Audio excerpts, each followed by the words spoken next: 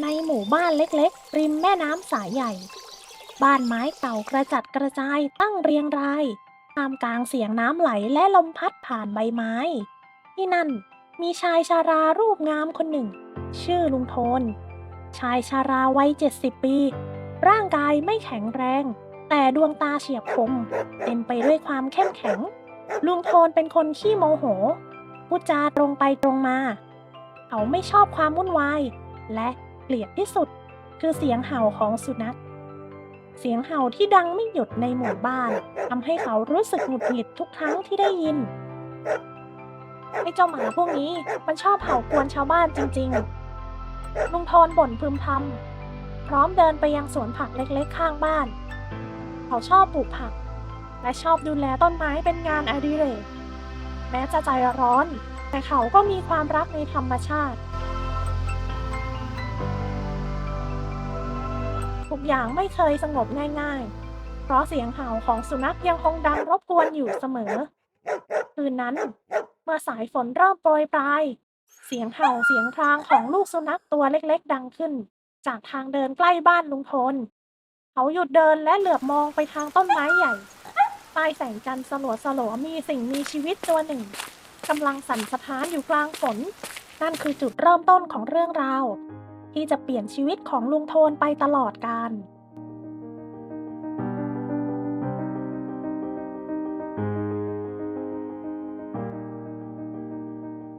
สายฝนยังคงโปรยปลายอย่างหนักราวกับฟ้ากำลังร้องไห้ระบายความโศกเศร้าอยู่กลางคืนที่หมู่บ้านเล็กๆแห่งนี้ถนนที่ปกติเต็มไปด้วยชีวิตชีวาและเสียงหัวเราะในยามบ่ายกลับเปียกชุ่มไปด้วยน้ำฝนและเสียงฟ้าร้องลุงโทนเดินกลับบ้านช้าๆใจหนึ่งก็เร่งร้อนเพราะอยากหลบฝน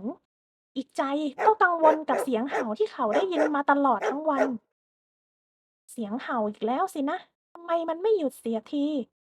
เขาพึมพำในใจเสียงทุ้มต่ำดวงตาที่เปื้อนด้วยความขมขื่นของคนที่เคยผ่านเรื่องราวเจ็บปวดฝนที่ตกหนักทำให้ถนนเล็กๆที่ลุงโทนเดินผ่านกลายเป็นคลองเล็กๆน้ำท่วมขังจนทำให้เขาย่ำเดินลำบากจู่ๆเสียงพรางเบาๆดังขึ้นจากพุ่มไม้ข้างทางลุงโทนหยุดเดินดวงตาที่คมกริบเหลือบมองไปยังต้นไม้ใหญ่ที่อยู่ใกล้ๆร่างเล็กๆเปียกโชกนอนอยู่ในกองใบไม้เปียกๆลูกหมาตัวน้อยนอนซึกตัวด้วยความเหน็บหนาวมีดวงตากลมโตเปล่งประกายความหวังและความสิ้นหวังในเวลาเดียวกันไอ้เจ้านั่นใครใจร้ายทิ้งมันไว้แบบนี้ลุงโทนพูดด้วยน้ำเสียงแหบพร่าและเต็มไปด้วยความโกรธผสมกับความสงสารเขาก้าวเข้าไปใกล้ลูกสุนัขอย่างระมัดระวังลูกหมาเงยหน้ามองเขาด้วยสายตาที่เต็มไปด้วยความอ้อนวอน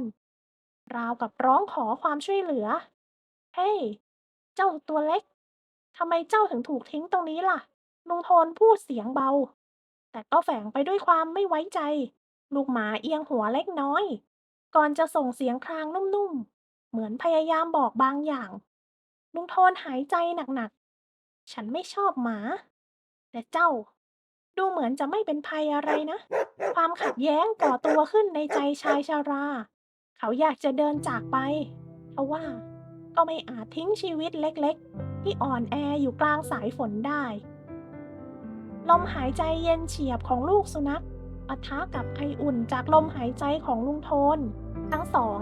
ต่างเผชิญหน้ากันในความเงียบที่เต็มไปด้วยความหมายลุงโทนรู้สึกเหมือนหัวใจที่ถูกปิดตายมานานเริ่มมีเสียงเต้นตอบสนองอีกครั้งลุงโทนค่อยๆอุ้มลูกหมาเข้าไปในบ้านแม้จะยังคงบ่นหงุดหงิดในใจแต่ลึกๆเขาเริ่มรู้สึกมีความเปลี่ยนแปลงบางอย่างที่กำลังเกิดขึ้นเขาได้ตั้งชื่อเจ้าลูกหมาตัวนั้นว่าบุญรอด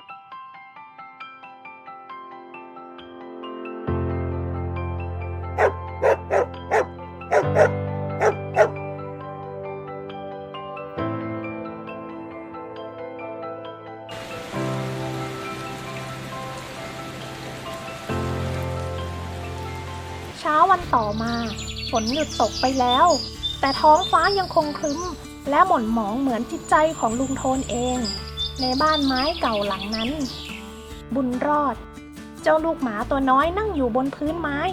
ใกล้เตาผิงที่ลุงโทนจุดขึ้นเพื่อให้ความอบอุ่นลุงโทนเดินเข้ามาในห้องด้วยท่าทางที่เหนื่อยล้าใบหน้าที่เคยดุร้ายดูหม่นหมองและเต็มไปด้วยความคิดที่สับสนแม้ในใจลึกๆลุงโทนก็เริ่มรู้สึกอบอุ่นขึ้นบ้างแต่ความขัดแย้งภายในใจยังคงต่อสู้กันอย่างหนักเขาไม่ชอบที่หมาในหมู่บ้านเห่าเสียงดังจนชาวบ้านนอนไม่ได้แต่เจ้าบุญรอดมันค่อยๆคลานเข้ามาหาเขาสัมผัสได้ถึงความอบอุ่นนุ่มนวลจากเจ้าบุญรอดลุงโทนรูปหัวหมาเบาๆอย่างไม่ลังเลใจชายชาราที่โมโหคนนั้นภายในใจเล็กๆเขาเริ่มอ่อนโยนและคืนนั้นเสียงเห่าของเจ้าบุญรอดไม่ได้ทำให้ลุงโทนหงุดหงิดเหมือนแต่ก่อนแต่กลับเป็นเสียงที่ทำให้เขารู้สึกไม่โดดเดี่ยวเวลาผ่านไปหลายวันชีวิตในหมู่บ้านยังคงดำเนินไปอย่างช้าๆแต่บรรยากาศอบอุ่นในหมู่บ้านเริ่มมีความเปลี่ยนแปลงวันหนึ่งขณะที่ชาวบ้านรวมตัวกันที่ลานชุมชนหน้าโรงเรียนเก่าเสียงพูดคุยต่างๆกลายเป็นเรื่องราวที่เต็มไปด้วยความกังวลมีข่าวลือว่า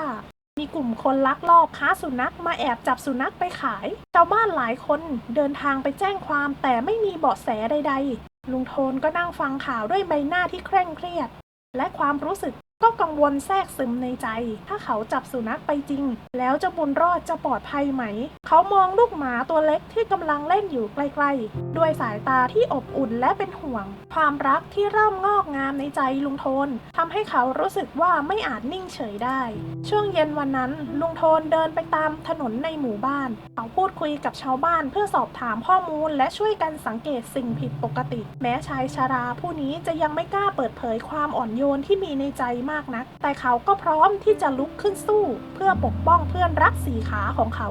และชุมชนที่เขาอยู่คืนหนึ่งหมู่บ้านเงียบสงัดใต้แสงดวงจันทร์เต็มดวงลุงโทนหลับไปแล้วหลังจากเหน็ดเหนื่อยจากการสอบถามชาวบ้านทั้งวันแต่เจ้าบุญรอดลูกหมาตัวน้อยกลับไม่ยอมนอนมันรู้สึกถึงบางอย่างผิดปกติเสียงแว่วๆของการเคลื่อนไหวเบาๆดังมาจากป่าริมหมู่บ้านเจ้าบุญรอดลุกขึ้นอย่างระมัดระวังค่อยๆเดินไปที่หน้าบ้านแล้ววิ่งออกไปในความมืดใกล้ๆป่าเจ้าบุญรอดเห็นชาย2 คนกำลังจับสุนัขหลายตัวใส่กรงเหล็กพวกเขาพูดคุยกันอย่างลับๆด้วยน้ำเสียงเย็นชาเจ้าบุญรอดที่เห็นภาพนั้นมันส่งเสียงเห่าดังรัวๆพร้อมวิ่งด้วยความเร็วเข้ามาภายในหมู่บ้านลุงโทนจำเสียงเห่าเจ้าบุญรอดได้จึงรีบเปิดประตูแล้ววิ่งตามเจ้าบุญรอดเข้าไปในป่าเห็นกลุ่มคนลักลอบค้าสัตว์กำลังเคลื่อนย้ายกรงสุนัขจำนวนมากลุงโทนไม่รอช้าเขาเดินออกไปเผชิญหน้ากับกลุ่มคนเหล่านั้นด้วยความกล้าหาญก่อนที่จะเริ่มบทสนทนาทันทีที่พวกนั้นเห็นลุงโทนและเจ้าบุญรอดที่เห่าเสียงดังรัวๆพวกนั้นไม่รอช้าก่อนที่ทุกอย่างจะเงียบสงบลงแล้วกลุ่มคนพวกลักลอบค้าสัตว์ก็เดินจากไปภายในเงามืดเหลือไว้เพียงร่างของชายชราที่นอนอยู่ข้างๆคือเจ้าบุญรอดเพื่อนรักของเขาชาวบ้านได้เดินทางมาถึงภายในป่าเขาพบกรงสุนัขจำนวนมากและสัตว์ต่างๆมากมายก่อนจะช่วยเหลือและส่งให้กับเจ้าหน้าที่ได้ทำการหาเบาะแสต่อไปลุงโทนและเจ้าบุญรอดชื่อนี้ไม่เคยจางหายไปจากหมู่บ้านยังคงอยู่ในใจของทุกคนในชุมชนพวกเขาคือต้นแบบแห่งความกล้าที่จะปกป้องความถูกต้องและคอยสอดส่องดูแลเพื่อนสัตว์ทั้งหลายไม่ให้หายไปจากป่าผืนนี้